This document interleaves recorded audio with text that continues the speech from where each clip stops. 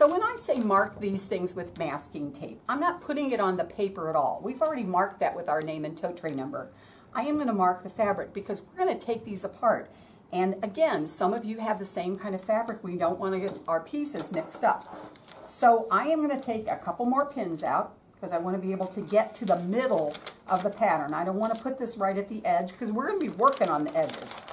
So I'm just going to fold this out of the way. And I want a piece of tape that's about 1 inch long. These do not have to be enormous, okay? So about that big and about that big. And then I'm going to take my pen or my pencil and I'm going to put my initials and I'm going to put my tote tray number on there. Initials and tote tray number. And I'm not going to show you this on all of them because you can figure this out. We have done this before.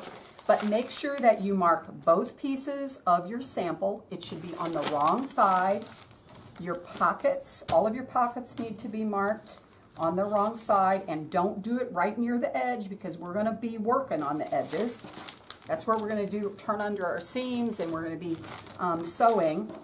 You need to put one on each one of these pieces. There's 2 pieces, so one on the wrong side of this here and then also on this side. Remember, don't put it on the paper.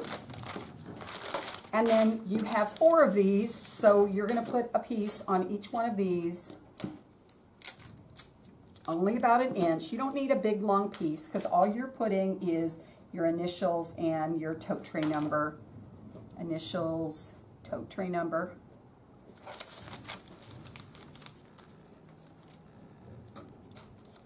And remember, leave your pattern pieces on until you're done and don't throw them away because you may need to look back at them for reference. And if you've thrown them away, we have no idea how you cut yours out. Alrighty, I got that, I got that. I have one more over here I need to do.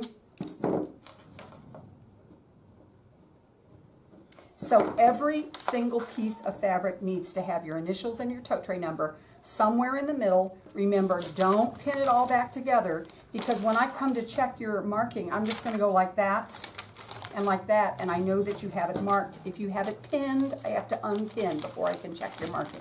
So every single piece needs to have a piece of tape on it that has your initials and your tote tray number. And once we have that done, we are going to start working on actually doing the project. For those of you who are doing a fake fly, you're going to have to do a little bit of hand sewing, but that's okay. That'll be a little bit later.